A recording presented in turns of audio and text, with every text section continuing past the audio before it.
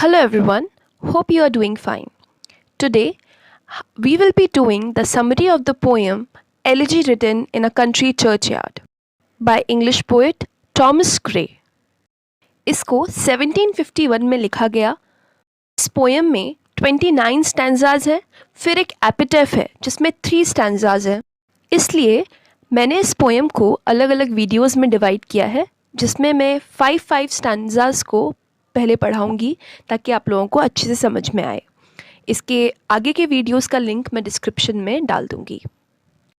थोड़ा सा जानते हैं थॉमस ग्रे के बारे में, जो कि 1716 से 1771 तक इनका लाइफ स्पैन था। ये इंग्लिश पोएट थे। ये पैम्ब्रोक कॉलेज कैम्ब्रिज में पढ़े।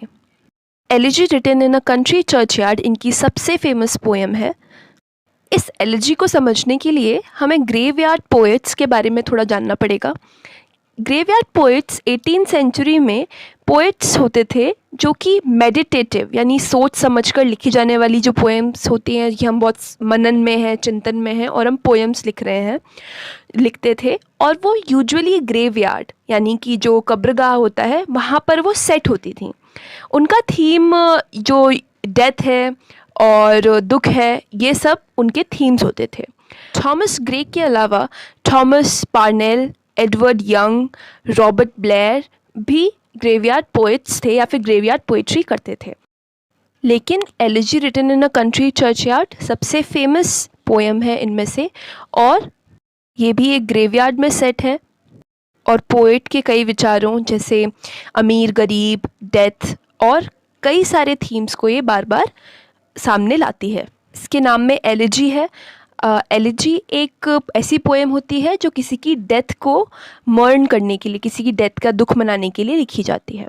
तो हम अब फर्स्ट स्टैंजा से शुरू करते हैं। इसके हर स्टैंजा में 4 लाइन्स हैं जिनकी राइम स्कीम ए बी है और इसका मीटर इयैम्बिक पेंटामीटर है। Now let's read the stanza.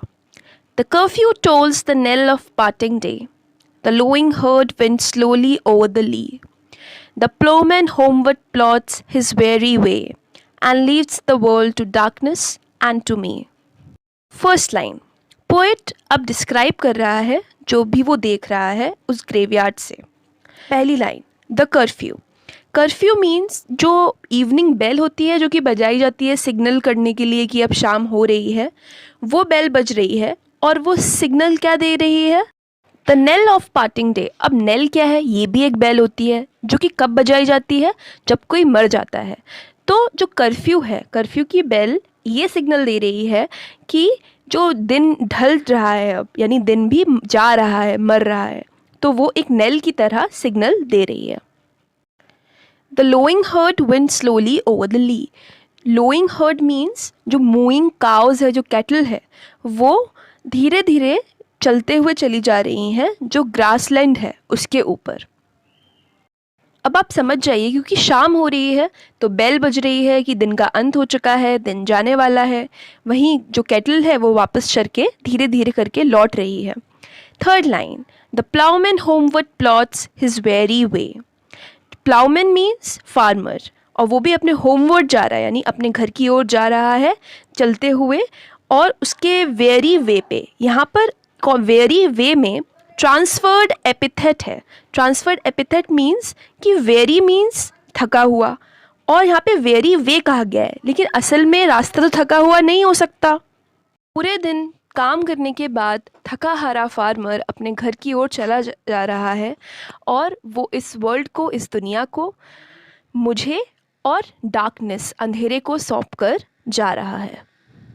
तो आप नोट कर सकते हैं कि फर्स्ट स्टैंजा में कर्फ्यू यानी एक बेल, नेल का जिक्र है जो कि एक बेल होती है जो कि डेथ के लिए बजाई जाती है।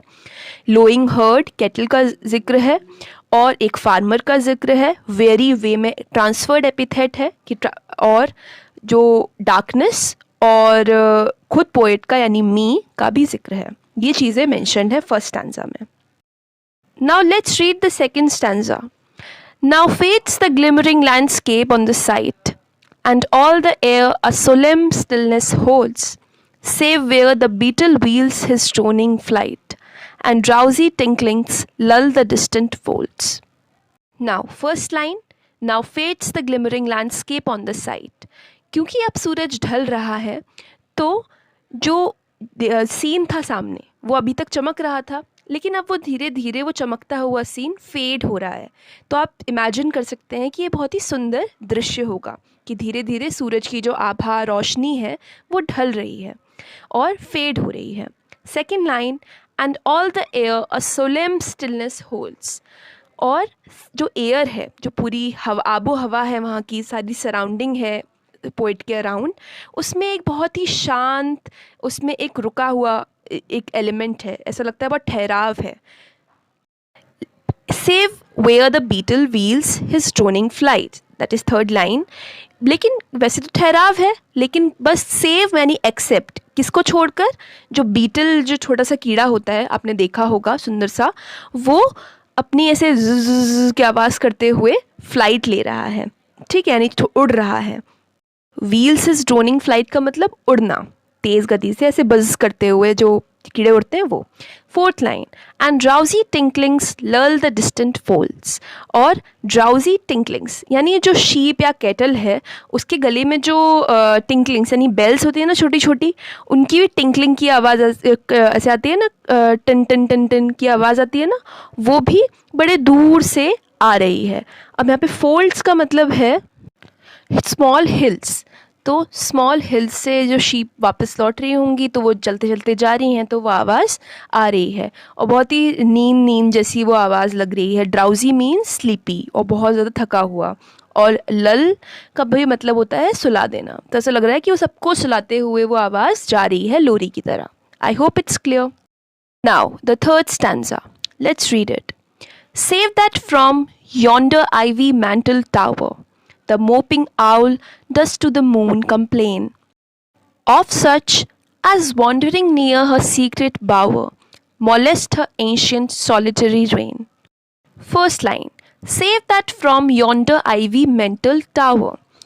Save that from means air उस जगह भी नहीं पहुंच पा रही है। कहाँ नहीं पहुंच पा रही है? yonder, yonder means वहाँ, ठीक है। आईवी मेंटल टावर, आईवी क्या होते हैं? एक एवरग्रीन प्लांट्स होते हैं जो कि मतलब बेल जैसे होते हैं, जो कि लिपटते चले जाते हैं पूरे। एक आपने देखा ही होगा कि कई सारी बिल्डिंग्स पे लिपटे होते हैं प्लांट, वैसे ही मेंटल्ड मीन्स कवर्ड, तो आईवी से वो कवर्ड है वो टावर। वहाँ पर वो एयर वहाँ पे पहुँच नहीं पा रही है, वो एक अलग सी जगह है वो। वहाँ पर एक मोपिंग आउल है, second line, does to the moon complain. वहाँ पर जो आउल है, मोपिंग बोला गया है, मोपिंग मीन्स सैड, दुखी। एक दुखी आउल यानी उल्लू है, वो ऐसा लग रहा है जैसे मानो मून यानी चांद से कंप्लेन कर रहा हो। क्या कंप्लेन कर रहा हो? किसी भी बारे में, जैसे कि कोई भी चीज़ जो कि उसके सीक्रेट बावर मीन्स उसकी जो सीक्रेट नेस्ट है, सबसे छुपा हुआ जो नेस्ट है, वहाँ पर कोई भी चीज़, शायद एयर, वहाँ पर घूम कर उसको डिस्टर्ब करने की कोशिश कर रही है, ये वो कंप्लेन कर रहा है। नेक्स्ट लाइन, मोलेस्ट हर एंशिएंट सॉलिटरी रेन। तो जो हमारा उल्लू है वो फीमेल है, तो उसे मोलेस्ट, उसे डिस्टर्ब कर रहा है उसकी इतनी पुरानी एंशिएंट अकेली यानी सॉलिटरी रेन को। उसका राज जो चलता है ना वहाँ पे, एक अकेली अकेली सी जगह पे जो इन पक्षियों का राज है, तो ऐसा लग रहा है कि मानो वो मून से कंप्लेन कर रहा हो कि मेरे राज में ये डिस्टर्बेंस कहाँ से, ऐसा पोएट कहते हैं। Now let's read the stanza 4। Beneath those rugged elms that yew trees shade, where heaven's the turf in many a mouldering heap, each in his narrow cell forever laid, the rude forefathers of the hamlet sleep. First line, beneath those rugged elms that yew trees shade. Meanings देख लेते हैं। elms trees होते हैं और yew भी एक tree का type है। तो पोइट कह रहे हैं कि उन रगेड एल्म्स के नीचे, बीनीथ मतलब नीचे, रगेड मीन्स खुरदुरा, और that yew trees shade, yew trees की शेड में, छाया में। Second line, where heaves the turf in many a mouldering heap, जहाँ पर जो ग्रास है, टर्फ मतलब ग्रास के जो पैचेस होते हैं, और वो मोल्डरिंग हीप, मोल्डरिंग मीन्स जो कि कोई चीज़ जो कि जिस पे ज़्यादा ध्यान ना दिया हो और वो धीरे धीरे धीरे टूट रही हो, तो उसे और उसका ढेर मतलब एक तरीके का मिट्टी का ढेर जो टूटा फूटा है, उस पर टर्फ है यानी ग्रास है जो कि थोड़ा थोड़ा हीव्स, मतलब सांस लेने को हीव कहते हैं, तो हवा से जो हिलती रहती है। Each in his narrow cell for ever laid, वहाँ पर कोई लेटा हुआ है अपने अपने नैरो सेल में, अपने सकरे सेल मतलब छोटे छोटे रूम्स में, और हमेशा के लिए कोई लेटा हुआ है, लेड है। The rude forefathers of the hamlet sleep, और कौन लेटा हुआ है, कौन सो रहा है, जो इस हेमलेट के यानी इस छोटे से विलेज के जो फोर फादर्स हैं, पूर्वज हैं, यानी पहले के लोग जो यहाँ पे रहते थे अब वो मर चुके हैं, वो सो रहे हैं। यानी वो कब्रों की बात हो रही है कि इन सब यू ट्रीज़ की शेड में उन सब की कब्रें हैं। तो ये पूरा सीन हमें क्लियर हो जाता है कि उनके कब्र की बात हो रही है, और इसीलिए कंट्री चर्चयार्ड में लिखी गई पोएम है। Okay, next stanza. Now let's read the fifth stanza. The breezy call of incense breathing morn, the swallow twittering from the straw-built shed, the cock's shrill clarion or the echoing horn, no more shall rouse them from their lowly bed. A poet इस stanza में कह रहे हैं, first line देखिए, the breezy call of incense breathing morn. अब जब सुबह सुबह एक खुशबू सी आती है ना, और खासकर गाँव में तो बहुत खुशबू आती है, तो ब्रीजी कॉल यानी जब वो हवा चलती है उसकी ब्रीज से जो आवाज़, मतलब जो कॉल देती है वो ब्रीज की, उठ जाओ, हम सो रहे होते हैं जहाँ से खुशबू आती है और हम उठ जाते हैं, तो वो वाली जो कॉल है, और जो खुशबूदार, इंसेंस ब्रीदिंग मतलब खुशबूदार वो कॉल है। और the swallow twittering from the straw built shed, और स्वॉलो एक चिड़िया होती है छोटी सी जो ट्विटर कर रही है, मतलब जो ट्विटर करती है, ट्विटर यहाँ पे सोशल मीडिया वाला ट्विटर नहीं, यहाँ पे जो चिड़िया चहचहाती है ट्वीट करके वो, और स्ट्रॉ बिल्ट जो छप्पर होता है ना जो कि भूस का भरा बना होता है, उस पर जो ऐसे फुदक के जो चहचहाती है वो। और जो कॉक यानी कि जो मुर्गा यानी रूस्टर होता है वो सुबह सुबह बांग देता है, श्रिल बहुत ही हाई पिच वाली बांग देता है, क्लैरियन मतलब उसकी जो लाउड क्राई है, और एकोइंग हॉर्न जो एक हॉर्न की एकोइंग गूंजती हुई आवाज़ होती है, ये सब no more shall rouse them from their lowly bed. अब ये इन्होंने कई सारे आवाज़ों की बात की, ब्रीजी कॉल मॉर्निंग की, जो बर्ड्स है उसके ट्विटर, कॉक की शिल, क्लैरियन, हॉर्न का आवाज़, लेकिन ये सभी जो लोग सो गए हैं हमेशा के लिए उनको नहीं उठा पाएंगे। लास्ट लाइन में लोली बेड मतलब जो गरीब लोगों की जो कब्र है उन्हें लोली मतलब लो स्टेटस वाला जो उनका बेड है, यानी अब जो उनका एक बिस्तर बन चुका है यानी उनकी कब्र, उससे वो कभी नहीं उठा पाएंगे, क्योंकि डेड जो लोग होते हैं कभी भी वापस नहीं आते। So that is all for today. मैं इस पोएम की, क्योंकि it is one of my favourite poems, इसके आगे के स्टैंजास की करें उससे पहले I want to talk about two things. पहला, लास्ट वीडियो में स्लिप ऑफ टंग में मैंने कहा था कि इस पोएम को 1751 में लिखा गया था, लिखा नहीं गया था, पब्लिश करवाया गया था, और लिखा 1750 में था। एंड सेकेंडली मैंने कई लोगों को कहते हुए सुना है कि ये पोएम बहुत ज़्यादा बोरिंग हो जाती है क्योंकि ये बहुत लंबी है, to which I want to say कि अगर आप ये पोएम पढ़ रहे हैं तो अगर आप उसे इमेजिन करके और संग के संग पूरा मन लगा के और इंटरेस्ट देकर पढ़ेंगे तो ये पोएम बहुत ही अच्छी है। Now let's begin.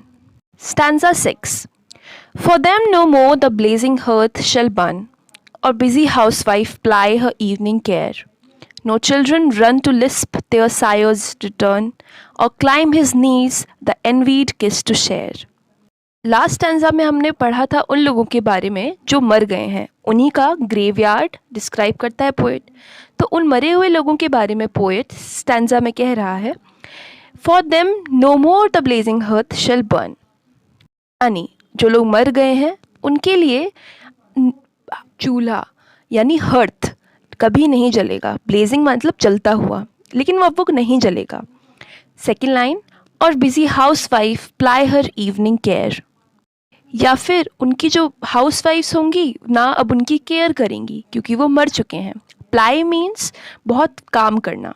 Third line, no children run to lisp their sires return, अब ना ही कोई बच्चे दौड़ कर जाएंगे और तुतलाते हुए बताएंगे कि उनके फादर, सायर मतलब सर यानी यहाँ पर फादर, उनके फादर लौट के आ गए हैं।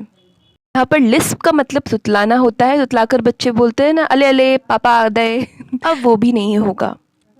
और क्लाइम हिज नीज द एनवीड किस टू शेयर। बच्चे जब छोटे होते हैं तब वो अपने पापा के घुटनों पर, जब पापा बैठ जाते हैं तो चढ़ जाते हैं ना, और आपस में उनको पुच्ची लेने की, उनको किस करने की कोशिश करते हैं। एनवीड यहाँ पर जो वर्ड है फोर्थ लाइन में, उसका मतलब जलन से, यानी बहुत सारे बच्चे तो आपस में कंपटीशन हो रहा है उनमें कि कौन पहले पापा को प्यार करेगा। 7th stanza, let's read.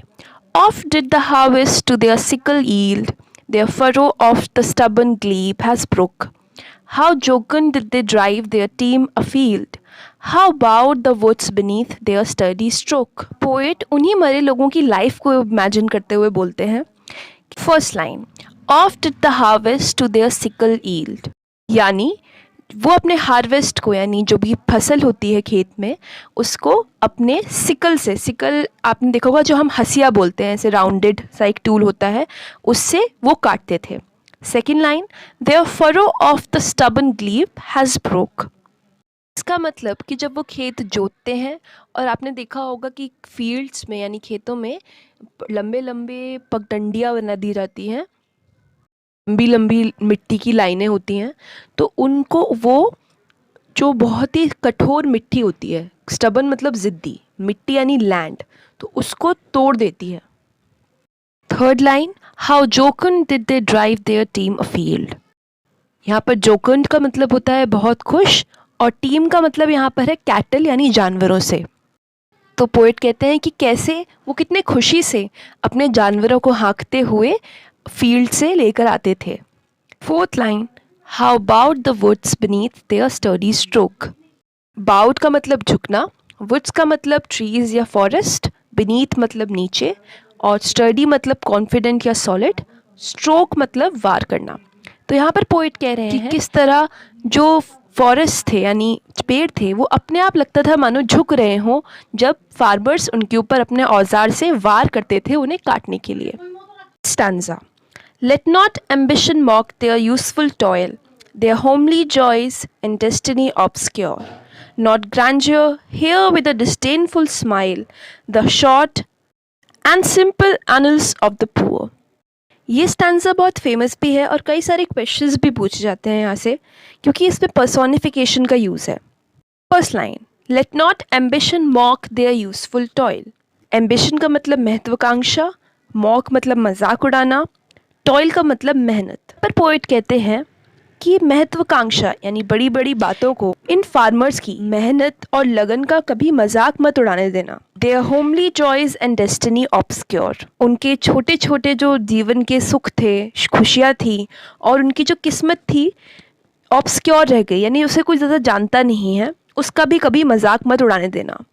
Third line, nor grandeur hear with a disdainful smile. Grandeur का मतलब भव्यता, और डिस्डेनफुल मतलब किसी को नीचा या बहुत अच्छा ना समझना। पोएट कहते हैं कि भव्यता यानी जो बड़ी बड़ी चीज़ें होती हैं, सुंदर सुंदर जो बड़ी बड़ी चीज़ें होती हैं, उन्हें कभी भी नापसंद करने वाली मुस्कान के साथ सुनने मत देना।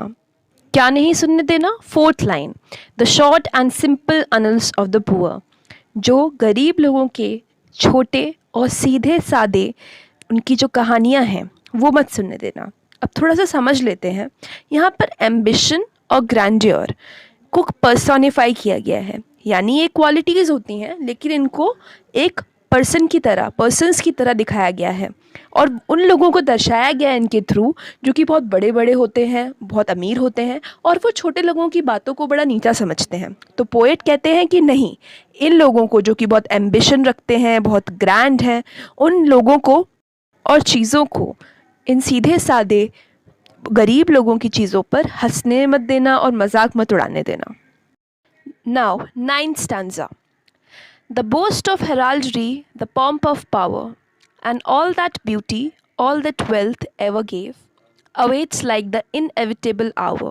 The paths of glory lead but to the grave.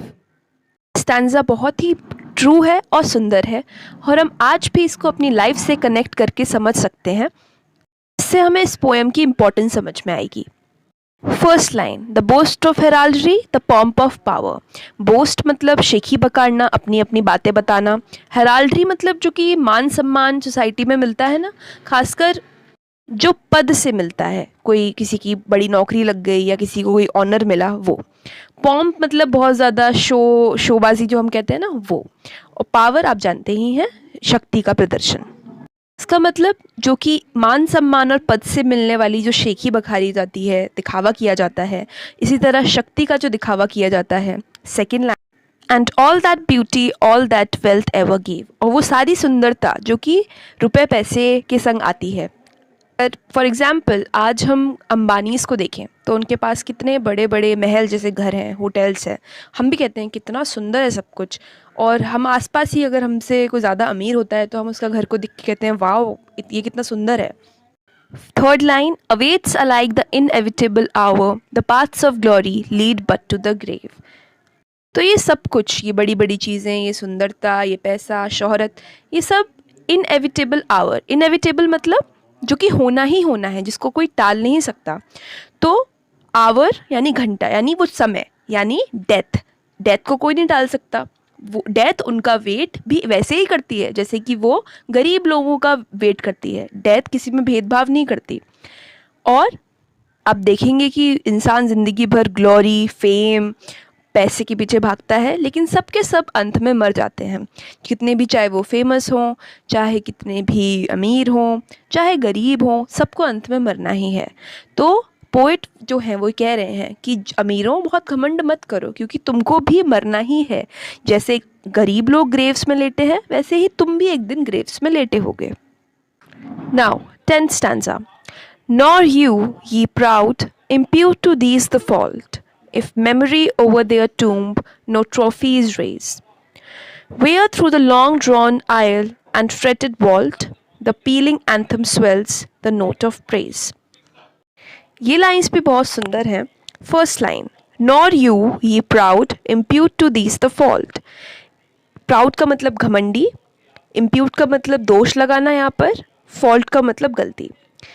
तो तुम भी, नॉर यू मतलब हाँ तुम भी, जो घमंडी लोग हैं वो भी इन लोगों पर इस चीज़ का दोष मत लगाना। इस चीज़ का दोष मत लगाना। Second line, if memory over their tomb no trophies raise. ये दोष कि किसी ने उनकी याद में उनके टूम यानी ग्रेव के ऊपर कोई भी बड़े बड़े कोई ट्रॉफीज़ मीन्स कुछ भी स्टैचूज़ बना दिए जाते हैं, छोटी सी बिल्डिंग बना दी जाती है। जैसे कि ताजमहल एक मकबरा है, इससे हमें याद है कि मुमताज़ महल कौन थी, लेकिन वो एक रानी थी, वो कितनी अमीर थी। लेकिन जो गरीब लोग होते हैं उनकी ग्रेव्स तो उनकी लाइफ्स की तरह ही बिल्कुल साधारण, बिल्कुल ऑर्डिनरी होती हैं। तो कोई भी जो घमंडी है वो इनकी ग्रेव्स के ऊपर उंगली नहीं उठाएगा या उन्हें दोष नहीं देगा कि देखो तुम तो कितने साधारण हो, तुम तो कितने सीधे से हो, कि तुम्हारे ग्रेव्स तो कितनी सादी हैं। लास्ट टू लाइन्स को एक साथ कर लेते हैं। Where through the long drawn aisle and fretted vault, the pealing anthem swells the note of praise. तो यहाँ पर पोइट कह रहे हैं कि जो गरीब लोग हैं उनके टूम में के आसपास ऐसा कुछ भी लंबे चौड़े इमारतें नहीं बनी हुई हैं जहाँ पर लॉन्ग ड्रॉन मीन्स लंबी, आयल मतलब जो निकलने का रास्ता होता है, फ्रेटेड वॉल्ट एक ऐसी छत जिस पे बहुत महीन और बहुत सुंदर कार्विंग होती है। कार्विंग माने नक्काशी। पीलिंग यहाँ पर मतलब है बेल्स और म्यूज़िक से। एंथम आप जानते ही हैं, कोई सॉन्ग। तो पोइट कह रहे हैं कि ना तो इनके लिए ऐसी लंबी चौड़ी इमारतें हैं जहाँ पे लंबे लंबे निकलने के रास्ते हों और इतनी अच्छी अच्छी सीलिंग्स, छतें हों इतनी सुंदर, ना ही कोई लोग हैं जो कि उनके लिए बड़े बड़े गाने गा रहे हों कि मरने के बाद गाने गाए जाते हैं ना लोगों के लिए, उनको श्रद्धांजलि देने के लिए। तो ये सब नहीं है उनके पास। किसी को भी हक नहीं, खासकर घमंडी लोगों को, कि वो उनका इस बात के लिए उन्हें उन पर दोष लगाएं या मजाक उड़ाएं। ये थे Elegy Written in a Country Churchyard के स्टैंजाज 5 to 10 की line by line explanation in Hindi. इसके आगे के पार्ट्स का और इसके पहले पार्ट का लिंक मैं अपने डिस्क्रिप्शन में रख दूँगी। एंड आपको कोई और पोएम हो जो समझनी हो तो please you can tell me in the comments. Do not forget to like, share and subscribe for regular updates. Bye. Hello, hope you are doing fine. आज हम elegy written in a country churchyard poem के 11 to 15 stanza की summary करेंगे line by line Hindi में। I understand कि ये poem आपको बहुत लंबी और टेडियस लग सकती है, लेकिन अगर आप इसे असल में इसके मैसेज को और इसके थीम को समझेंगे तो आप इसमें बहुत ज़्यादा इंटरेस्ट क्रिएट कर पाएंगे। सो इसके पिछले स्टैंजास की समरी भी मेरे चैनल पर अवेलेबल है और मैंने उनका लिंक डिस्क्रिप्शन में रख दिया है। Let's read stanza 11. Can storied urn or animated bust, back to its mention call the fleeting breath? Can honor's voice provoke the silent dust, or flattery soothe the dull cold ear of death? मैंने पिछले stanzas में देखा कि poet अमीर लोगों को चेतावनी दे रहे थे कि उन्हें कभी भी छोटे लोगों की डेथ और उनके जो स्मॉल स्मॉल ग्रेव्स हैं उनका मजाक नहीं उड़ाना चाहिए। तो वही आइडिया यहाँ पर कैरी ऑन किया गया है कि अमीर लोगों की जो ग्रेव्स होती हैं, कब्र होती हैं, उनके आसपास बड़े बड़े मॉन्यूमेंट यानी बड़े बड़ी इमारतें बना दी जाती हैं, बढ़िया बढ़िया सीलिंग्स बना दी जाती हैं और मूर्तियाँ रख दी जाती हैं। तो पोइट कहते हैं, फर्स्ट 2 लाइन्स पढ़ते हैं, can storied urn or animated bust back to its mansion call the fleeting breath. Word meaning देख लेते हैं। स्टोरीड मतलब जो स्टोरीज़ जो सुनाए वो, अर्न मतलब एक मटके या सुराही जैसा एक चीज़ होती है वो, एनिमेटेड जो कि बिल्कुल अलाइव यानी ज़िंदा दिखने वाली चीज़, बस्ट मतलब एक स्कल्पचर होता है जो कि केवल धड़ का होता है, मैंशन मतलब बंगला यानी रहने की जगह, और फ्लीटिंग जो बहुत कम समय तक रहे, और ब्रेथ मतलब हम जानते हैं सांसें। यहाँ पर पोएट एक क्वेश्चन कर रहे हैं कि जो सुराहियाँ अच्छी अच्छी सुंदर सुंदर होती हैं जिनमें कि किसी इंसान की लाइफ के इवेंट्स को कार्व किया जाता है, बनाया जाता है और रखा जाता है ताकि सबको वो याद रहे, और जो ऐसे स्कल्पचर्स होते हैं, मूर्तियाँ होती हैं जो कि इंसान के याद के लिए रख दी जाती हैं, क्या वो सब किसी की सांसों को वापस बुला सकती हैं? यहाँ पर मेंशन मतलब जो बॉडी है, क्या बॉडी के अंदर उसकी सांसों को वापस बुला सकती हैं? जो कि सांसें हमारी कुछ दिनों की तो मेहमान होती हैं, क्या वो वापस आ सकती हैं? ये पोएट पूछते हैं। Next 2 lines, can honour's voice provoke the silent dust or flattery soothe the dull cold ear of death. अब जो पोएट है वो पूछ रहे हैं यहाँ पर एक और क्वेश्चन कि जो मान सम्मान मरने के बाद दिया जाता है लोगों को, बड़े बड़े लोगों को, क्या वो उसकी आवाज़, उस मान सम्मान की जो धूल में मिल गई जो डेड बॉडी है उसको वापस उठा सकती है, या फिर फ्लैटरी यानी अच्छी अच्छी बातें करना किसी के बारे में मरने के बाद, क्या जो डेथ है जो कि किसी की सुनती ही नहीं है, बस वो आ जाती है, क्या उसके कानों पे कोई प्रभाव डाल सकती है? सूद मतलब किसी को यहाँ पर है कि कन्विंस कर लेना, क्या वो कन्विंस कर सकती है? तो पोइट बेसिकली कह रहे हैं कि चाहे डेथ के बाद हम कुछ भी कर लें, कितनी भी बड़ी बड़ी चीज़ें बातें कर लें, डेथ है और कभी डेड इंसान वापस नहीं आ सकता। चलिए नेक्स्ट स्टैंजा पढ़ते हैं। अभी तक पोएट ये आइडिया कन्वे कर रहे थे कि अमीर और गरीब को अंत में मरना ही है। अब आइडिया में थोड़ा चेंज है। अब वो सोच रहे हैं कि जो लोग मर गए वो कैसे कैसे हो सकते थे। तो फर्स्ट 2 लाइन्स अगर हम देखें जो है, perhaps in this neglected spot is laid some heart once pregnant with celestial fire. Word meaning, perhaps मतलब शायद, नेग्लेक्टेड मतलब जिसको नज़रअंदाज कर दिया गया हो, जिस पे ज़्यादा ध्यान न दिया गया हो, प्रेग्नेंट मतलब यहाँ पर कि पोटेंशियल होना किसी चीज़ में, and celestial means heavenly. Poet कह रहे हैं कि ये जो आम लोगों की, गरीब लोगों की जो कब्रें हैं, ये जो जगह है जिन पर कोई ध्यान भी नहीं देता, जो कि नेग्लेक्टेड स्पॉट है, एक ऐसा दिल भी दफन हो सकता है उनमें से, यानी ऐसा कोई इंसान भी रहा होगा जिसका दिल हेवनली फायर से जलता होगा, यानी खुद स्वयं ईश्वर से बहुत गिफ्टेड होगा। Next 2 lines, hands that the rod of empire might have swayed or wake to ecstasy the living lyre. Word meanings, rod means एक डंडा, एम्पायर मतलब राज्य, स्वेड मतलब इधर से उधर लहराना, वेक्ड मतलब जगाना, एक्सटेसी मीन्स खुशी और बहुत एक्साइटमेंट, लायर मीन्स एक म्यूज़िकल इंस्ट्रूमेंट जो कि एंशियंट पोइट्री के संग बजाया जाता था। पोइट जो है वो कह रहे हैं कि इनमें से जो लोग आम हैं, जिन्होंने आम से ज़िंदगी जी, कभी उन्हें मौका ही नहीं मिला, अब वो मर गए, लेकिन क्या पता इनमें से कोई ऐसा हार्ट हो, इनमें से कुछ ऐसे लोग हों इसके पास इतनी क्षमता हो कि पहली बात तो वो एम्पायर खड़े कर सकता हो और उसको एक छड़ी के बल पर इधर से उधर हिला सकता हो। अगर जो राजा होते हैं, आपने देखा होगा उनके पास एक छड़ी भी होती है, वो उसे लेकर बैठते हैं और रूल करते हैं, तो उनमें ये पोटेंशियल भी हो सकता था जो लोग मर गए कि वो रूल कर सकते बड़े बड़े राज्यों को, और या फिर वो इतने टैलेंटेड पोएट्स या म्यूजिशियंस, संगीतकार हो सकते थे, आर्टिस्ट हो सकते थे जब आपने देखा हो, जब आर्टिस्ट म्यूजिशियन अगर अच्छा हो, जैसे कि ए आर रहमान है, जब वे म्यूज़िक बजाते हैं तो ऐसा लगता है कि पूरा समा बंध गया हो और हर चीज़ में जान आ गई हो, आपका हार्ट उनसे कनेक्ट करने लग जाता है। तो इतने महान म्यूजिशियन भी हो सकते थे, बड़े बड़े राजा भी हो सकते थे, लेकिन उनकी ज़िंदगी ऐसी थी नहीं, इसलिए अब वो वहाँ पर आम लोगों के बीच वाले जो ग्रेव्स हैं उनमें ही सो रहे हैं। Next stanza. First two lines. But knowledge to their eyes her ample page, rich with the spoils of time, did never unroll. Word meaning: knowledge मतलब ज्ञान, ample मतलब पर्याप्त या sufficient, spoils का मतलब थोड़ा अलग है। जो चीज़ें, जैसे कि कोई युद्ध होता है तो उसमें जो जीतने वाली आर्मी दूसरी आर्मी की चीज़ें, सोने की चीज़ें, सारा सामान, धन वो रख लेती है, वो स्पॉइल्स होते हैं। तो ये स्पॉइल्स है, यानी कीमती जो चीज़ें हैं उनका मतलब स्पॉइल्स है। अनरोल का मतलब खुलना। तो पोइट कहते हैं कि हाँ, उनमें बहुत पोटेंशियल हो, ऐसा था, हो सकता था, लेकिन ज्ञान ने कभी अपने आप को उनकी आंखों के आगे खोला ही नहीं। ज्ञान का जो हम सागर बोलते हैं कि उसमें पूरा समय अभी तक जितना है उसमें कितना ज्ञान है, वो सब उसमें छुपा हुआ था, लेकिन उनके आगे कभी ज्ञान खुलने का मौका ही नहीं मिला। क्योंकि आप देखेंगे कि गरीब लोगों को एजुकेशन तो मिलती ही नहीं है। हम केवल जो मिडिल क्लास या अमीर लोग होते हैं वही अच्छी एजुकेशन पाते हैं। आज भी ये बात बिल्कुल ठीक है। अक्सर गरीब लोगों का जो पोटेंशियल होता है, उनके जो टैलेंट होता है, वो वेस्ट चला जाता है। Next two lines.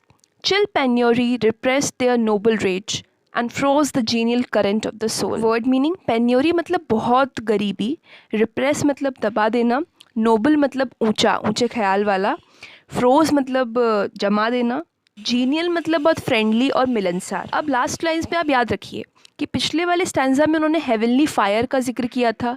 हम भी कहते हैं ना कि अपने अंदर एक आग पैदा करो, लेकिन यहाँ पर वो कह रहे हैं क्योंकि गरीबी, उन्होंने उस चीज़ को किसके आगे रखा है? गरीबी, जो कि बहुत ठंडी होती है, उसने उनके अंदर की जो आग थी उसको दबा दिया। एक जज्बा होता है कुछ करने का, उसको जमा दिया। और जो हमारे सोल से जो एक आवाज़ निकलती है ना, हमें कुछ भी जो करना अच्छा लगता है वो करने के लिए हम कुछ भी कर सकते हैं, और हमें ऐसा लगता है कि हमारे अंदर एक आग जल रही है, एक करंट सा पैदा होता है, उसको भी इस गरीबी ने जला दिया। इस स्टैंजा में कई सारे फिगर्स ऑफ स्पीच भी हैं। नॉलेज और पेन्योरी को पर्सोनिफाई किया गया है, उनका मानवीकरण किया गया है। जैसे कि फर्स्ट लाइन में आप देखेंगे नॉलेज के साथ हर का यूज़ हुआ है। तो वो नोबल रेज, ये देखिए नोबल भी और रेज भी, नोबल मतलब बहुत ऊंचा और रेज मतलब बहुत गुस्सैल, तो एक तरीके का ऑक्सीमोरन हो, क्योंकि दो ऑपोजिट आइडियाज़ को उन्होंने एक संग रख दिया है। नाउ नेक्स्ट स्टैंजा पढ़ते हैं. Full many a gem of purest ray serene, the dark unfathomed caves of ocean bear. First two lines में word meanings देख लेते हैं. Gem माने हीरा, रे मतलब रोशनी की किरण, serene मतलब beautiful, unfathomed मतलब जिसको नापा ना जा सके, इतना गहरा। तो पोइट कह रहे हैं कि जो ओशियंस के जो केव्स होते हैं, ओशियन कितना गहरा होता है, तो उनमें जो केव्स होते हैं जिन तक तो हम शायद पहुंच भी नहीं सकते, वो इतने गहरे हैं, ना नाप सकते हैं। उन डार्क और उतने गहरे केव्स में सबसे सुंदर जेम्स हमेशा छुपे रह जाते हैं, यानी जो गरीब लोगों का टैलेंट है वो हमेशा छुपा रह जाता है। Next two lines. Full many a flower is born to blush unseen and waste its sweetness on the desert air. यहाँ पर पोइट कहते हैं कि कई सारे फूल जो हैं वो खिलते हैं और उन्हें कोई देखता भी नहीं, उनकी सुंदरता को सराहने वाला कोई नहीं होता, और उनकी जो सुंदरता है, स्वीटनेस है, वो किस पर वेस्ट हो जाती है? किसी रेगिस्तान की हवा में। यानी आप समझ रहे हैं कि वो खिलते तो हैं लेकिन आसपास का माहौल उन्हें कभी भी पोषित नहीं करता, उन्हें कभी भी सपोर्ट नहीं करता, तो बस वो खिलते हैं और उन्हें कोई देखने वाला होता नहीं है और फिर मुरझा जाते हैं। तो वो फ्लावर्स और जो जेम्स होते हैं ओशियंस में, उनका कंपैरिजन गरीब लोगों के टैलेंट से कर रहे हैं। नेक्स्ट स्टैंजा पढ़ते हैं. Some village Hampden that with dauntless breast the little tyrant of his fields withstood. Word meaning: Hampden का मतलब यहाँ पे एक जॉन हैम्पटन एक शख्स थे, एक इंसान थे, उनसे है जो कि एक लैंड ओनर थे और उन्होंने चार्ल्स वन के टैक्सेस के खिलाफ भी अपनी आवाज़ उठाई थी। डॉन्टलेस का मतलब बहादुर, टायरेंट मतलब मालिक, विथस्टूड विथस्टैंड का पास्ट फॉर्म है, इसका मतलब है मुश्किलों के बावजूद भी खड़े रहना। तो पोइट कह रहे हैं कि जो ग्रेव्स हैं गरीब लोगों की, इनमें से कोई जॉन हैम्पटन जैसा भी हो सकता था, जो कि बहादुर होता, जिसका सीना बहुत, कहते हैं ना शूरवीरों का जो सीना होता उसका, और वो अपनी फील्ड्स का मालिक बनकर, छोटी ही सही लेकिन फील्ड्स का मालिक बनकर खड़ा रहता। क्या पता इनमें से कोई ऐसा इंसान हो जिसमें जॉन हैम्पटन जैसी क्वालिटीज़ भी हों, लेकिन उसे कोई नहीं जानता। Next two lines, some mute inglorious Milton here may rest, some Cromwell guiltless of his country's blood. Word meaning, inglorious मतलब जिसको कोई ग्लोरी, कोई फेम नहीं मिला हो। मिल्टन आपने सुना होगा, जॉन मिल्टन जिन्होंने पैराडाइज लॉस्ट लिखी है, महान पोइट। क्रॉमवेल मतलब ओलिवर क्रॉमवेल, जो कि एक बहुत ही प्रोमिनेंट, बहुत ही इम्पॉर्टेंट पॉलिटिशियन थे मिल्टन के टाइम के ही। पोइट यहाँ पर बोल रहे हैं कि इनमें से कोई म्यूट और इनग्लोरियस मतलब चुप और जिसकी कोई ग्लोरी नहीं हुई, वैसा मिल्टन भी कोई यहाँ पर होगा। यानी कोई ऐसा इंसान जिसके पास जॉन मिल्टन जितना ही टैलेंट होगा पोइट्री करने के लिए, आर्ट करने के लिए, लेकिन वो हमेशा चुप रह गया क्योंकि उसे मौका नहीं मिला, और वो हमेशा यहाँ पे सोता रह गया, यहीं पर सो रहा है। क्रॉमवेल भी हो सकता है इनमें से कोई, इतना पॉलिटिशियन, उसमें इतनी अकल हो पॉलिटिक्स वाली, लेकिन वो भी यहाँ पर सो रहा है। और लेकिन क्योंकि उसने कभी उसे चांस नहीं मिला, तो पॉलिटिशियंस चाहे जितने टैलेंटेड हों, उनके राज में काफ़ी दंगे फसाद होते हैं, लड़ाइयाँ होती हैं, इसलिए उनके हाथ में लोगों का ब्लड भी लगा होता है। लेकिन ये जो क्रॉमवेल होगा जो यहाँ पर सो रहा है, इसने कभी कुछ किया नहीं, तो इसके हाथ में इसके लोगों का, इसकी कंट्री का ब्लड भी नहीं लगा हुआ है। आई होप आपको ये वीडियो हेल्पफुल प्रूव हुई होगी। इसके आगे के स्टैंजास भी नेक्स्ट वीडियोस में मैं कवर करूँगी। और आप लोगों को, अगर आप एग्ज़ाम के लिए पढ़ रहे हैं, तो please do not gate discouraged. अगर आप 1 घंटा इस पोएम को लगातार दे दें, चाहे वो आप खुद से पढ़ें, चाहे वीडियोस के थ्रू पढ़ें, आप ये पोएम कवर कर लेंगे। And it's a very relatable and very thought provoking, सोचने पे मजबूर करने वाली और बहुत सुंदर पोएम है। And do not get bored and you can do this. Hi there, hope you are doing fine. अभी तक हमने poem elegy written in a country churchyard by Thomas Gray के 1 to 15 स्टैंजाज वीडियोज़ में cover किए हैं। अगर आपने वो नहीं देखे हैं तो वो आप देख सकते हैं मेरे चैनल पर। आज हम स्टैंजाज 16 to 20 की लाइन बाय लाइन समरी करेंगे in Hindi. So let's begin with stanza 16। अभी तक हमने पढ़ा कि किस तरह पोएट ये एक तरीके का कंपैरिजन ड्रॉ करते हैं गरीब और अमीर लोगों के बीच में, कि किस तरह गरीब लोगों को कभी चांस नहीं मिल पाता लाइफ में, एंड वो कभी भी अमीर लोगों की तरह बड़े बड़े पोजीशंस पर नहीं पहुंच पाते। उसी आइडिया को स्टैंजा 16 में भी कैरी कर रहे हैं वो, और उसको अलग अलग एग्जाम्पल्स देकर डिस्क्राइब कर रहे हैं। So let's read. The applause of listening senates to command, the threats of pain and ruin to despise, to scatter plenty over a smiling land and read their history in a nation's eyes. यहाँ पर word meaning देख लेते हैं। First line में senate, senate एक समझ लीजिए जो मिनिस्टर्स वगैरह का जो ग्रुप होता है ना, कैबिनेट टाइप, वो होता है सेनेट, ठीक है, जिसको हिंदी में मंत्रिमंडल बोल देते हैं। Second line last word despise, इसका मतलब होता है पसंद ना करना। थर्ड लाइन स्कैटर मतलब फैला देना, प्लेंटी मतलब बहुत ज़्यादा मात्रा में। अब इस स्टैंजा का मतलब समझते हैं। पहली line, the applause of listening senates to command. जब आप किसी के बॉस होते हो तब आप उन्हें कमांड दे सकते हो, एक तरीके का हुक्म दे सकते हो, वो आपकी बात मानते भी हैं और आपके सही फैसलों की तारीफ़ यानी अपलॉज, तारीफ़ करते हैं, तालियां बजाते हैं। तो ये चीज़ यानी सेनेट जो मंत्री हैं वो आपकी बात मानकर आपके फैसलों पर तालियां बजा रहे हैं। Second line, the threats of pain and ruin to despise. Life में आप हमेशा देखेंगे कि किसी ना किसी चीज़ का रिस्क लगा रहता है, हमेशा आपको एक तरीके का कहीं ना कहीं एक डर रहता है कि कोई दुख ना मिल जाए या फिर कुछ आप गवा ना बैठो। लेकिन ये डर भी उन लोगों का होता है जिनके पास काफ़ी चीज़ें होती हैं। लेकिन और ब्रेव किन को कहा जाता है, जो इन डरों को नज़रअंदाज कर दें, पसंद ना करें और अपना काम करते रहें। और to scatter plenty over a smiling land, और एक मुस्कुराते हुए लैंड यानी खुश लोगों के बीच में बहुत सारे मात्रा में चीज़ें फैला देना, यानी हैप्पीनेस या फिर कोई भी वेल्थ बांट देना, फैला देना। And read there history in a Nations eyes, और अपनी खुद की हिस्ट्री हम अपने देश की आंखों में देखें। फॉर एग्ज़ाम्पल, महात्मा गांधी एक इंसान ही तो थे हमारे देश के, लेकिन अगर हम नेशनल मूवमेंट के बारे में किसी भी हिस्ट्री बुक में पढ़ें, हमारे नेशनल मूवमेंट के बारे में, तो वो गांधी जी की भी हिस्ट्री होती है। हम हमेशा गांधीयन एरा के हिसाब से पढ़ते हैं चीज़ें, और वो कब आए, कौन सी ईयर में वो इंडिया आए, कब उन्होंने कौन सा मूवमेंट चलाया। इससे हमारा नेशनल मूवमेंट की हिस्ट्री भी डेवलप होती है। गांधी जी के साथ ही हमारे नेशनल मूवमेंट की हिस्ट्री डेवलप होती है। तो कुछ लोग ऐसे होते हैं हर देश में जो कि अपने देश की हिस्ट्री लिखते हैं।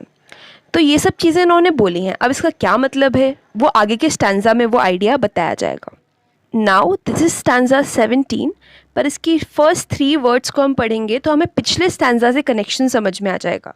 यहाँ पर मैं आपको एक सजेशन देना चाहूँगी कि क्योंकि ये पोएम बहुत लंबी है और स्टैंजास का जो मीनिंग है वो एक स्टैंजा से दूसरे स्टैंजा में भी जाता है, मतलब कनेक्टेड है आपस में मीनिंग और आइडियाज़। तो क्या होता है कि हम एक बार में एक स्टैंजा करते हैं तो वो चीज़ समझ में नहीं आती कि ये ठीक है चीज़ है, इसका मतलब क्या हुआ, जब तक हम अगला स्टैंजा नहीं करते। और क्योंकि ये लेकिन वीडियो है तो एक बार में एक स्टैंजा ले पाएंगे हम, तो क्या होता है फ्लो टूट सकता है कि चीज़ों को कनेक्ट करने का। तो मैं सजेस्ट करूँगी कि आप अगर आप अपने फ़ोन पर या किसी डिवाइस पर ये देख रहे हैं तो दूसरे टैब में, या फिर अगर आपके पास हार्ड कॉपी है तो बहुत अच्छी बात है इस पोएम की, लेकिन आप दूसरे टैब में इस पूरी पोएम को खोल लीजिए ताकि आप साइमल्टेनियसली उस स्टैंजा के कनेक्शन को देख पाएंगे। जब आपको एक संग पोएम लिखी हुई दिखेगी तो आप वो कनेक्शन समझ पाएंगे। It is a suggestion. अगर आप ऐसे समझ पा रहे हैं तो बहुत अच्छी बात है। Let's move ahead. Their lot forbade। ये 3 वर्ड्स से हमें पिछले वाले स्टैंजाज में जो एग्जाम्पल्स थे, जो बातें थी, उनका मीनिंग क्लियर होता है। पोएट कह रहे हैं कि their lot forbade, मतलब जो लॉट मतलब यानी जितना किसी के पास धन संपत्ति है, forbade मतलब रोक देना। तो क्योंकि गरीब लोगों के पास कुछ धन संपत्ति होती नहीं है, तो पिछली जो जितनी भी चीज़ें थी, तारीफ़ें और कुछ भी करने की क्षमता, हिस्ट्री बनाने की क्षमता, ये सब उनकी लॉट ने फॉरबेड कर दिया, यानी उनकी पॉवर्टी ने रोक दिया उन्हें करने से, गरीब लोगों को करने से। Okay. Nor circumscribed alone their growing virtues, but their crimes confined, forbade to wade through slaughter to a throne, and shut the gates of mercy on mankind। अब यहाँ पे देखिए आइडिया थोड़ा चेंज हो रहा है। अब फर्स्ट लाइन के आधे पार्ट से पढ़ते हैं। Nor circumscribed alone their growing virtues but their crimes confined. अभी तक तो हमने पढ़ा कि बेचारे गरीब लोगों को उनकी पॉवर्टी, उनकी गरीबी की वजह से क्या क्या नहीं मिल पाया, वो सब पोइट ने डिस्क्राइब किया और हमने पढ़ा। लेकिन अब पोइट बता रहे हैं कि चलो ठीक है, उस पॉवर्टी ने उनकी अच्छाइयों को दबा दिया, वो एक गलत बात हुई, लेकिन उनके क्राइम्स, गलत करने की क्षमता को भी दबा दिया। आप अगर सोसाइटी में देखेंगे कि लोग, जो अमीर लोग होते हैं, उनके पास बहुत सारी अपॉर्चुनिटीज़ होती हैं, वो कहीं भी ट्रैवल कर सकते हैं, कहीं भी पढ़ सकते हैं। लेकिन एट द सेम टाइम ये चीज़ें भी बहुत देखने को मिलती हैं कि जो अमीर लोग होते हैं वो क्राइम्स में बहुत इन्वॉल्व होते हैं। वो ड्रग एडिक्शन, हर कोई नहीं, of course I am not generalising, but क्योंकि उन लोगों के पास रिसोर्सेज ज़्यादा होते हैं तो वहाँ पे रिसोर्सेज का अब्यूज़ भी ज़्यादा होता है। इसलिए आप सुनते हैं कि किसी ने, अमीर लड़के ने जाके अपनी गाड़ी फुटपाथ पे सो रहे लोगों पे चढ़ा दी, तो एक सेंस ऑफ इररिस्पॉन्सिबिलिटी, एक क्राइम, क्रिमिनल एक टेंडेंसी भी डेवलप हो जाती है रिच लोगों में एक तरीके की। क्योंकि गरीब लोगों के पास रिसोर्सेज नहीं होते तो वो कई चीज़ों को एक्सप्लॉइट भी नहीं कर पाते। उनकी लाइफ बड़ी सिंपल, सीधी सादी होती है और उसमें भी एक तरीके का सुख होता है। गरीब लोगों को क्या, third line, forbade to wade through slaughter through a throne and shut the gates of mercy on mankind। क्योंकि गरीब लोगों के पास कभी पैसा नहीं था तो कभी किसी राजपाट के लिए, किसी थ्रोन के लिए, राजगद्दी के लिए उन्होंने लड़ाई नहीं करी। हम वॉर्स के ईयर्स याद रखते हैं लेकिन हम ये भूल जाते हैं कि वो अमीर पावरफुल लोगों की लड़ाइयाँ थी जिसमें कि गरीब आदमी फालतू में पिसता था। और जो लास्ट लाइन का मतलब है कि इस सब खून खराबे में दया और किसी पे कृपा करने की कोई जगह ही नहीं थी। जो जितने भी दया के द्वार थे वो बंद कर दिए जाते थे, लेकिन ये सब गरीब लोगों को उनकी गरीबी ने बचा लिया ये सब करने से। ये पोएट इस स्टैंजा में कन्वे कर रहे हैं। Let's read stanza 18। The struggling pangs of conscious truth to hide, to quench the blushes of ingenuous shame, or heap the shrine of luxury and pride with incense kindled at the muse's flame. I know ये poem बहुत लंबी है और आप शायद अभी तक थक भी गए होंगे अगर आप पढ़ रहे हैं तो, लेकिन अब थोड़ा मज़ेदार पार्ट शुरू हो रहा है। अब आप इस स्टैंजा से समझ जाइए कि पोएट वो चीज़ें बता रहे हैं जो कि गरीब लोग अपनी गरीबी की वजह से करने से बच गए। क्या क्या वो चीज़ें हैं? First two lines. The struggling pangs of conscious truth to hide, to quench the blushes of ingenuous shame.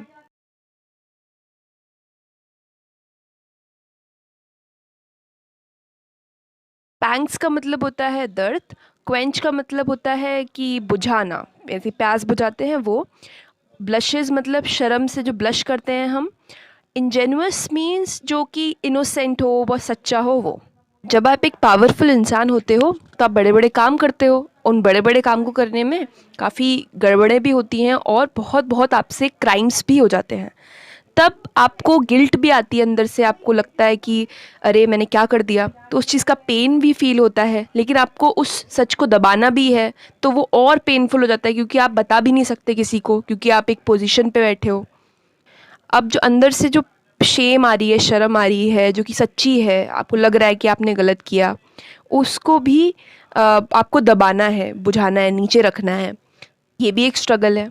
Last two lines, और heap the shrine of luxury and pride with incense kindled at the म्यूजिस flame. In lines का basically मतलब ये है कि luxury यानी ऐशो आराम, pride यानी मान सम्मान नाम, इन सब के मंदिर में वो क्या, श्राइन मतलब मंदिर, इस सब में वो किसके ढेर लगा देते हैं? अगरबत्तियों के, जो कि भगवान के आगे जलाई जाती हैं। यानी कि जैसे भगवान के आगे पूजा की जाती है, दिया बाती किया जाता है, वैसे ये लोग किसके आगे दिया बाती करते हैं? ऐशो आराम, मान सम्मान नाम, इन सब के आगे करते हैं, इन्हीं सब के पीछे पड़े रहते हैं। Now stanza 19. Far from the madding crowd's ignoble strife, their sober wishes never learn to stray. यहाँ पर पोइट कह रहे हैं कि जो क्राउड होता है, क्राउड मेंटालिटी होती है कि एक ही भेड़ चाल में चले जा रहे हैं, इमोरल चीज़ें करे जा रहे हैं, स्ट्राइफ मीन्स लड़ाई झगड़ों में पड़े हुए हैं, तो जो भीड़ होती है वो पागल हुई चली जा रही है और इमोरल चीज़ें करती है, अनैतिक चीज़ें करती है। उससे दूर कौन? गरीब लोग। उनकी सोबर विशेज़ ने, देयर मतलब यहाँ पे कौन है? गरीब लोग। उनकी जो सिंपल सादी विशेज़ थी, इच्छाएं थी, उन्होंने कभी सीखा ही नहीं कि अपने जो पाथ है उससे हटना कभी सीखा ही नहीं। उन्होंने के सामने जो लिमिटेड चीज़ें थी वो उस पर ही चलते गए, जो सादी सच्ची चीज़ें थी उस पर ही चलते रहे, कभी क्राउड की बातों में नहीं आए। Next two lines, along the cool sequestered vale of life they kept the noiseless tenor of their वे।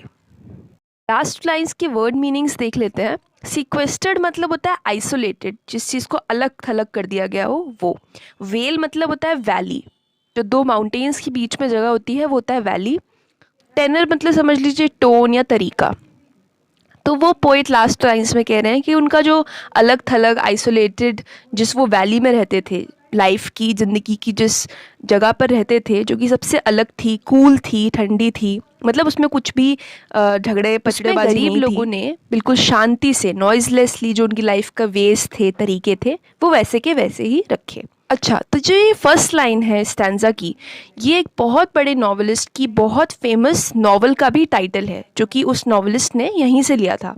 तो आप मुझे कमेंट्स में बता सकते हैं कि वो नॉवलिस्ट कौन है और वो उनकी नॉवल का नाम क्या है। Next stanza number 20. Yet even these bones from insult to protect, some frail memorial still erected nigh. यहाँ पर वर्ड मीनिंग्स है। सेकेंड लाइन में देखिए, फ्रेल मतलब होता है वीक, कमज़ोर।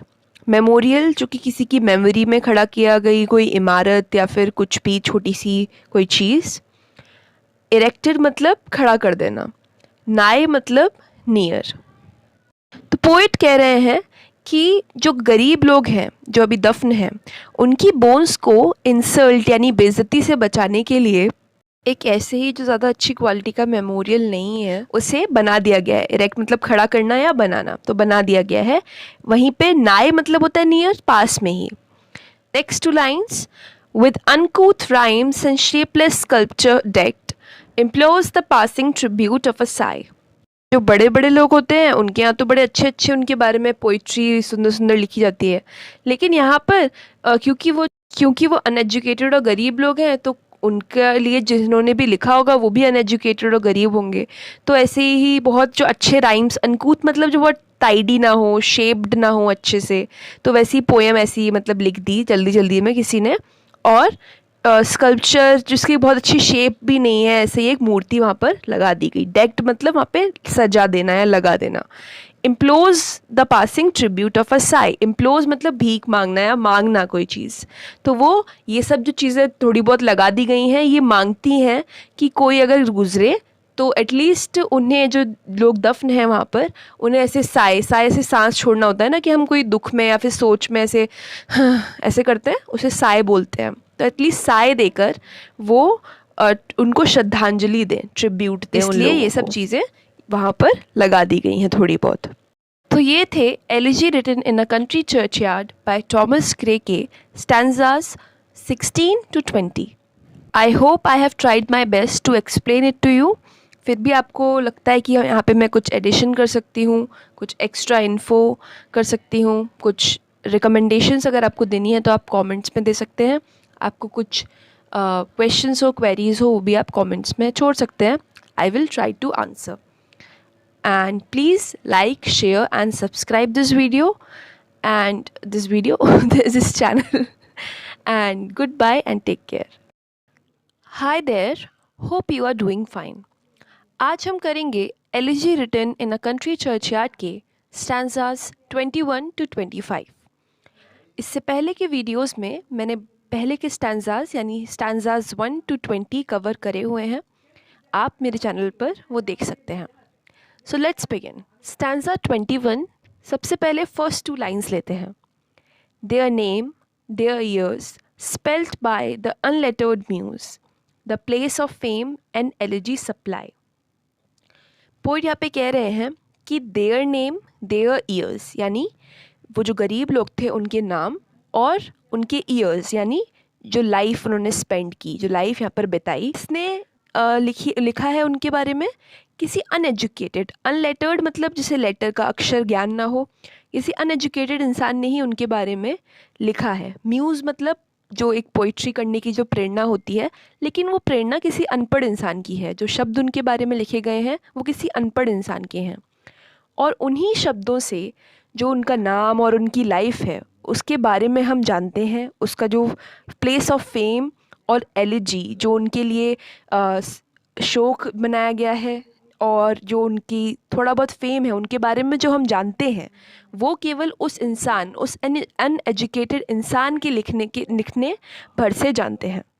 Next two lines, and many a holy text around she strews that teach the rustic moralist to die. अब यहाँ पे जो होली टेक्स्ट है वो है द होली बाइबल, यानी जो क्रिश्चियंस की जो होली किताब होती है बाइबल, वो। स्ट्रीव्स मतलब बिखरे होना, रस्टिक मतलब जो गांव के लोग होते हैं और जो रिफाइंड बहुत ज़्यादा पॉलिश्ड लोग नहीं होते हैं वो।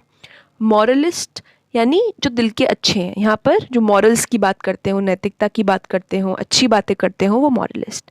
तो पोइट इन दोनों लाइन्स में कह रहे हैं कि उनके जो ग्रेव्स हैं उनके आसपास जो बाइबल है उसकी भी लाइन्स इधर उधर लिखी हुई हैं, क्योंकि बाइबल ही इकलौती ऐसी किताब है जो कि उनके पास अवेलेबल होगी। क्योंकि आप चाहे जिस धर्म से हों, आपने देखा होगा कि किसी भी धर्म के लोग, चाहे वो पढ़े लिखे हों चाहे ना हो, कहीं ना कहीं वो अपने रिलीजियस किताब के बारे में ज़्यादा जानते हैं। तो जो होली बाइबल के कोट्स हैं उसमें से लाइन्स हैं वो उनके ग्रेव्स के इधर उधर लिखी हुई हैं, और वही उन्हें सिखाती हैं। क्या सिखाती हैं, क्या टीच करती हैं? किनको? रस्टिक मॉरलिस्ट, जो कि उतने मतलब हाई फाई नहीं हैं, और जो रूरल लोग हैं, जो कि गांव के लोग हैं, लेकिन वो दिल के बहुत अच्छे हैं। तो उनको बाइबल ही सिखाती है, बाइबल की लाइन्स ही सिखाती हैं कि कैसे मरें, यानी मरने का तरीका कैसा है, यानी जीना और मरना हमें कैसे चाहिए। Next stanza, that is stanza number 22। First two lines लेते हैं। फॉर हू टू डम forgetfulness a prey, this pleasing anxious being ever resigned।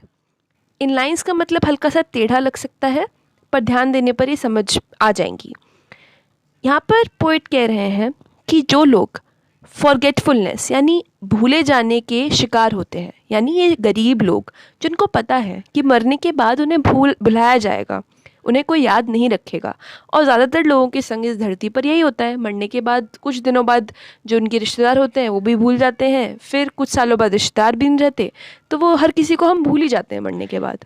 तो पोइट कह रहे हैं कि जो ये लोग जानते थे कि उन्हें भुला दिया जाएगा मरने के बाद, क्या कभी उन्होंने अपनी एंशियस परेशानी भरी जो लाइफ थी और उनकी जो प्लेजेंट भी थी कभी कभार जो, उसमें कभी रिज़ाइन किया, कभी उसे छोड़ने की सोची?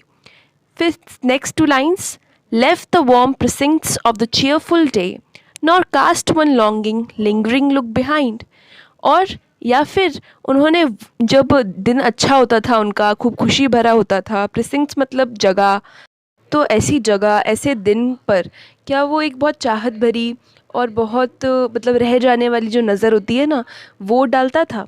इस स्टैंजा का मतलब ये है कि स्पेक्युलेट कर रहे हैं, सोच रहे हैं कि जब उसका दिन अच्छे नहीं होते होंगे तो क्या वो सोचता होगा कि इसे छोड़ दूं, लेकिन डेथ के बाद उसे भूले ही जाना है। तो जब उसके दिन अच्छे होते थे तो उसे लगता होगा कि नहीं नहीं, मैं और रुकता हूँ, काश ये और भी बना रहे। Let's read stanza number 23। On some fond breast the parting soul relies, some pious drops the closing eye requires. Even from the tomb the voice of nature cries, even in our ashes live their wonted fires. Line by line इसको समझते हैं। On some fond breast the parting soul relies. Parting soul क्या, जो मरने वाला इंसान होता है, वो किस पे रिलाय करता है, निर्भर करता है? किसी फॉन्ड ब्रेस्ट पे, मतलब किसी ऐसे इंसान का दिल, ब्रेस्ट मतलब सीना, सीने में दिल होता है, एक ऐसे इंसान का दिल जो उससे प्यार करता हो। किसी प्यार करने वाले के भरोसे ही तो हम सोचते हैं ना कि मरने से पहले कि शांति थोड़ी मिलती है। Some pious drops the closing eye requires. और जो आँखें हमेशा के लिए बंद होने वाली होती हैं, उन्हें कुछ ऐसे टीयर्स, सच्चे टीयर्स जिनमें असल का सम्मान हो, असल का दुख हो, चाहिए होते हैं, ऐसे आंसू चाहिए होते हैं। Even from the tomb the voice of nature cries. Tomb में से, किसी की कब्र में से भी जो नेचर है, प्रकृति की आवाज़ है, वो क्राई करती है, चिल्लाती है या फिर पुकारती है, बोलती है। Even in our ashes live their wonted fires. और हम भी जब मर जाते हैं, हमारे एशेज़ यानी हम जब मर जाते हैं, उसमें भी कहीं ना कहीं जो पुअर लोग हैं, जो मरे हुए लोग हैं, उनकी जो हैबिचुअल, वॉन्टेड मतलब हैबिचुअल, फायर्स मतलब पैशन, जो उनके पैशन थे वो भी हम में कहीं ना कहीं रह ही जाते हैं हमारे मरने के बाद भी।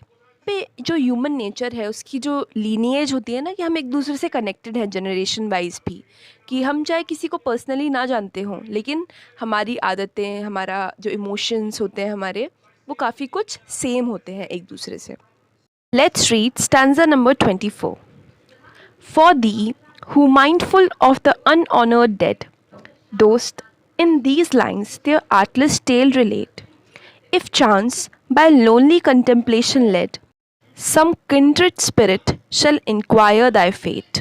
इन लाइन्स में पोइट खुद से कुछ बात कर रहे हैं। वो शुरू करते हैं फर्स्ट लाइन में फॉर दी, दी मतलब यू, वो खुद से कह रहे हैं कि तुम, हम कहते हैं ना, हम अपने आप से बातें करते हैं तो हम तुम करके बात करते हैं अपने आप से, वैसे ही पोइट कह रहे हैं कि तुम, जो कि अनऑनर्ड डेड, जो लोग मर गए बिना किसी रिकॉग्निशन के, उनके लिए तुम जो सोच रहे हो। और इन लाइन्स में, इन पोएम्स में, सेकंड लाइन में आप देखिए, these lines their artless tale relate. और इस पोएम में यहाँ पर आर्टलेस का मतलब है जो कि प्रिटेंशियस ना हो, जिसमें कोई झूठी बातें ना हो, उनकी जो कहानी बता रहे हो। रिलेट मतलब बताना। इफ़ चांस, शायद मौका पड़ जाए ऐसा, बाई चांस ऐसा हो जाए। बाय लोनली कंटेम्पलेशन लेड, और किसी और को लोनली कंटेम्पलेशन, लोनली थॉट्स आएँ, और वो क्या करे, जो कि किंड्रेड स्पिरिट हो, जो कि तुम्हारे जैसा कोई इंसान हो, जो कि लोनली थॉट्स हो जिसके दिमाग में, वो तुम्हारे बारे में, यानी पोइट खुद से कह रहे हैं कि तुम्हारे बारे में खुद पूछने लग जाए। तब अगले स्टैंजा को पढ़ के देखते हैं कि फिर क्या। Stanza number 25। हैप्ली सम होरी हेडेड स्वेन में से, oft have we seen him at the peep of dawn, brushing with hasty steps the dews away, to meet the sun upon the upland lawn. By line इसको समझते हैं कि हैप्ली, हैप्पीली मतलब fortunately, luckily. कोई होरी headed, होरी मतलब grey या वाइट हेयर हो जाते हैं ना लोगों के, यानी वो बूढ़े हो जाते हैं।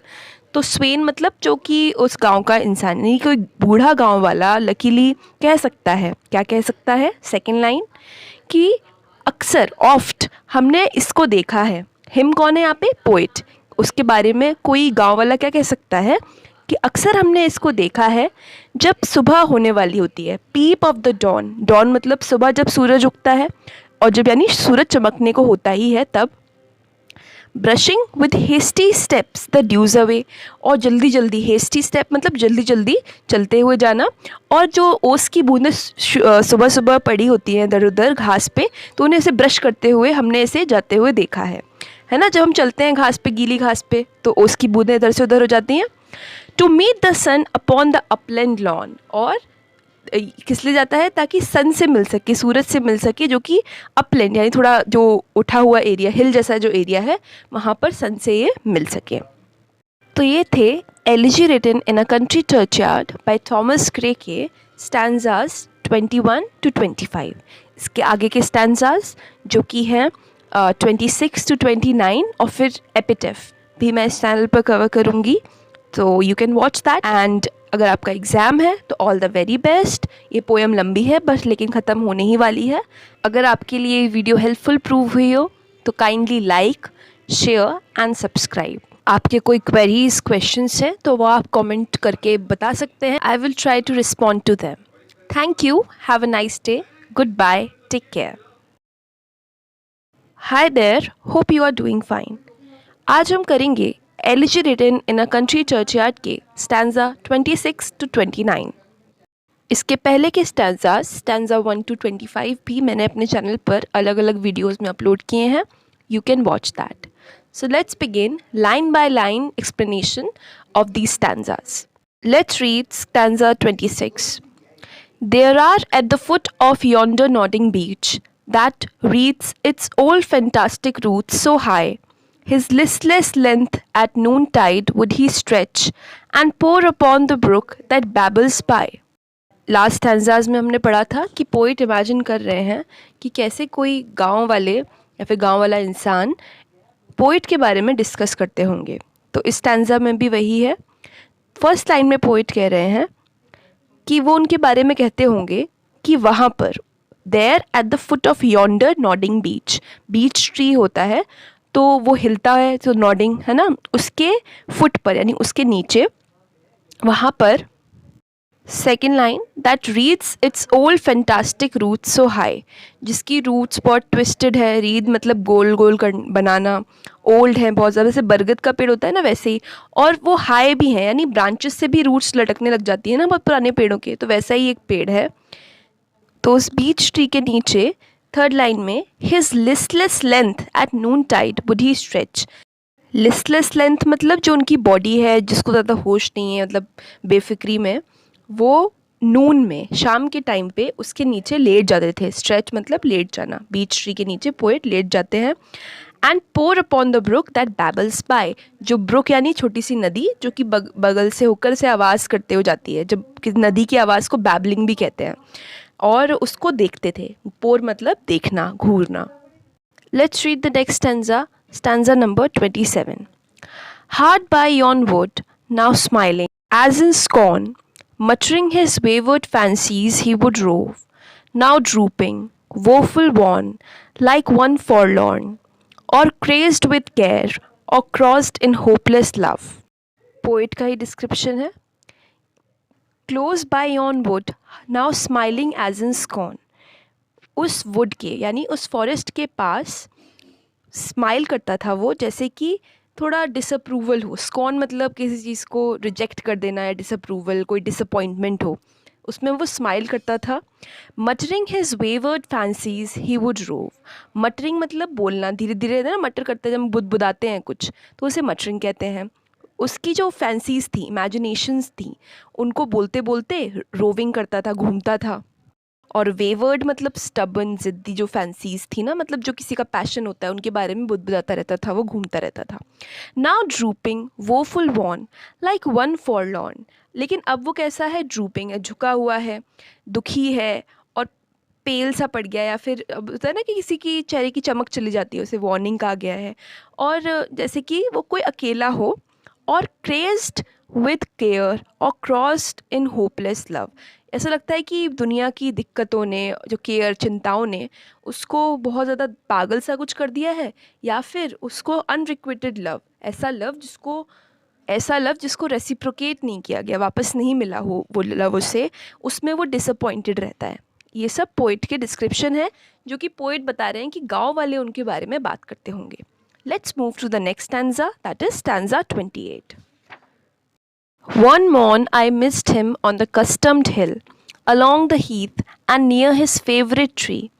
Another came, nor yet beside the rill, nor up the lawn, nor at the wood was he. अब गांव वाला पोइट को डिस्क्राइब करते हुए कह रहा है कि one morn I missed him on the customed hill. मैंने एक सुबह, मॉर्न मतलब सुबह, मैंने उसे कस्टम्ड हिल, जो उसका हिल था जहाँ पर वो रेगुलरली जाता था, वहाँ पर उसे नहीं देखा। Along the Heath and near his favourite tree, मतलब जहाँ पर जो फील्ड्स होती हैं ना, हीथ मतलब फील्ड्स है, रफ फील्ड्स जो होती हैं, और उसका फेवरेट ट्री था, उसके पास भी नहीं दिखा वो। Another came nor yet beside the rill, another came मतलब क्या, मॉर्निंग, अगला दिन आ गया, अगली सुबह आई, लेकिन वो रिल यानी एक पतली सी नदी के पास भी नहीं मिला जहाँ पे वो रहता था। Nor up the lawn nor at the wood was he, ना वो लॉन पे था यानी गार्डन से में था, ना ही फॉरेस्ट के पास था वो।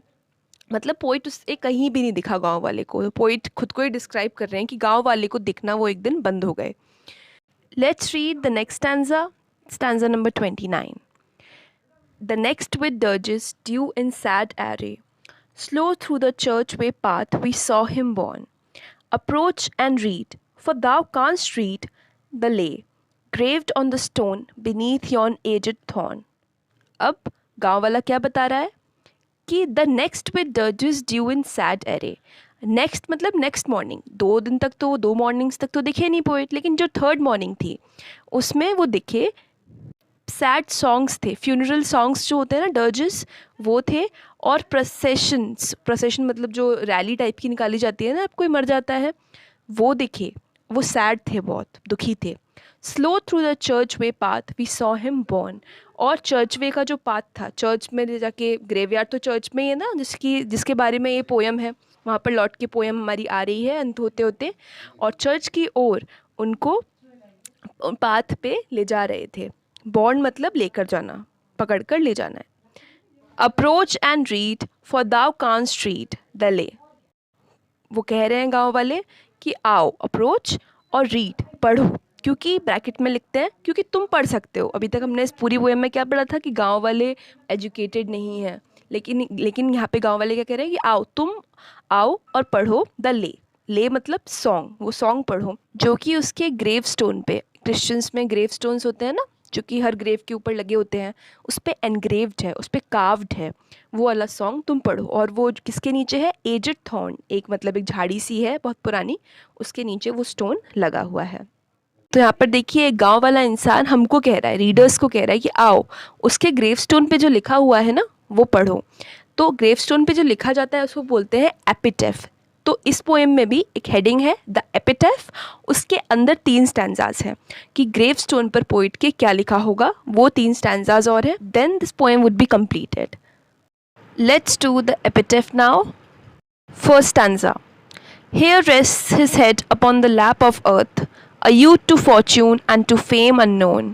Fair signs frowned not on his humble birth, and melancholy marked him for her own. जो एपिटैफ है वो कह रहा है कि यहाँ पर उसका सर रखा हुआ है अर्थ की गोदी में, जो ज़मीन होती है उसका सर वहाँ पर रेस्ट कर रहा है, यानी ज़मीन के अंदर। लैप ऑफ अर्थ यानी अर्थ की जो गोद है उसमें। A youth to fortune and to fame unknown, वो एक ऐसा जवान इंसान था जो कि फॉर्च्यून यानी वेल्थ और फेम उसके लिए अननोन था, वो नहीं जानता था ये सब चीज़ें क्या होती हैं, शोहरत, पैसा, ये सब क्या होता है उसे नहीं पता था। Fair science frowned not on his humble birth, जो फेयर साइंस यानी education, frowned not on his humble birth मतलब क्योंकि वो एक हम्बल बैकग्राउंड से था, बहुत ज़्यादा एजुकेशन और पैसा नहीं था उसके पास, तो फेयर साइंस ने भी उसकी चिंता नहीं की, यानी एजुकेशन उसको कभी मिली नहीं। And मेलनकली marked him for her own, और जो दुख था उसने उसको मार्क कर रखा था अपने लिए, यानी उसकी लाइफ दुख से भरी हुई थी। Let's read the next stanza. Large was his bounty, and his soul sincere. Heaven did a recompense as largely sent. He gave to misery all he had, a tear. He gained from heaven, it was all he wished, a friend. किसी का एपिटेफ उस इंसान को describe करता है, तो poet का एपिटेफ उनको डिस्क्राइब करते हुए कहता है, लार्ज वॉज हिज बाउंटी, उसके जो गिफ्ट्स थे वो बहुत ज़्यादा थे, बहुत बड़े थे, और उसका सोल बहुत सिंसियर था, बहुत सच्चा था। Heaven did a recompense as largely sent, और हेवन ने उसको कई सारे रिकम्पेंस भी किया, कई सारी चीज़ें दी भी थी कंपनसेशन की तरह। भले ही वो गरीब था, हम्बल बैकग्राउंड से था, लेकिन कंपनसेशन की तरह उससे ज़्यादातर चीज़ें, कई सारी चीज़ें दी थी। He gave to misery all he had a tear, और जो पोइट था, जो यहाँ पे इंसान गड़ा हुआ है, he gave to misery all he had a tear, और उसने मिजरी को सब दिया अपना, जो सब उसके पास था। उसके पास क्या था? एक टीयर था, वो उसने मिजरी को दिया, यानी दुख को उसने अपना आंसू दिए। He gained from heaven, it was all he wished a friend, और उसे हेवन से, भगवान से क्या मिला? और वही मिला जो वो चाहता था, एक फ्रेंड मिला उसको। यानी कुछ भी नहीं मिला, लेकिन तब भी उसे दोस्ती मिली ज़िंदगी में। भगवान ने उसकी ज़िंदगी की कमियों को भरा, थोड़ा दोस्ती देकर उसको। नेक्स्ट स्टैंजा पढ़ते हैं, और लास्ट स्टैंजा इस पूरी पोएम का। No farther seek his merits to disclose, or draw his frailties from their dread abode. There they alike in trembling hope repose, the bosom of his father and his God. हम सबसे कहा जा रहा है कि अब आगे, इसके आगे उसकी मेरिट्स, यानी उसकी जो अच्छी बातें थी, जो पोइट था, वो डिस्क्लोज मत करना, बताना मत, ना डिस्कस करना। Or draw his frailties from their dread abode, या फिर उसकी जो वीकनेसेस थी, जो कमियां थीं, उनको उनके ड्रेड अबोड से निकाल कर वापस लाना। यानी ड्रेड अबोड मतलब होता है घर। ड्रेड अबोड यहाँ पे डेथ, यानी जो अब वो मर चुका है उस जगह से उसकी कमियां को कहते हैं ना, गड़े मुर्दे मत उखाड़ो, तो वो वाली चीज़ थोड़ा सा वो सेंस है कि उसकी कमियों को वापस से फिर रिकाउंट मत करना। There they alike in trembling hope repose, क्योंकि वहाँ पर कमियाँ और अच्छाइयाँ बिल्कुल सेम हो चुकी हैं। डेथ के बाद ना कमी कुछ रह जाती है, ना अच्छाई कुछ रह जाती है, सब एक जैसा हो जाता है। तो बस वो वहाँ पर ऐसे ट्रेम्बल, ऐसे कांपते हुई होप में पड़ी हुई हैं, बस वहाँ पे रखी हुई हैं डेथ के पास। The bosom of his father and his God, और किसके पास? बूजम मतलब चेस्ट, सीना, यानी दिल। किसके? फादर एंड हिज गॉड, जो गॉड हैं, जो कि उसके पिता समान है, उसके, उनके सीने से लगी हुई ये सब चीज़ें रखी हुई हैं। कि अब वो जो पोइट है वो किसके पास है? गॉड के पास है। तो ना कोई उसकी कमी डिस्कस करो, ना अच्छाई डिस्कस करो, क्योंकि वो अब डेथ ने सब कुछ एक जैसा कर दिया है। So that was are very long but very very beautiful poem, elegy written in a country churchyard. I hope मेरे वीडियोस से आपको हेल्प मिली होगी। एंड अगर आपको लगता है कि मैं अपने वीडियोस में कुछ ऐड कर सकती हूँ, कोई फीडबैक है, तो आप कमेंट्स में मुझे बता सकते हैं। साथ में कोई क्वेरीज या क्वेश्चंस भी आप कमेंट्स में ऐड कर सकते हैं, and I will try to answer that. अगर ये हेल्पफुल था तो please like, share and subscribe. Goodbye and take care, and all the best if you have an exam.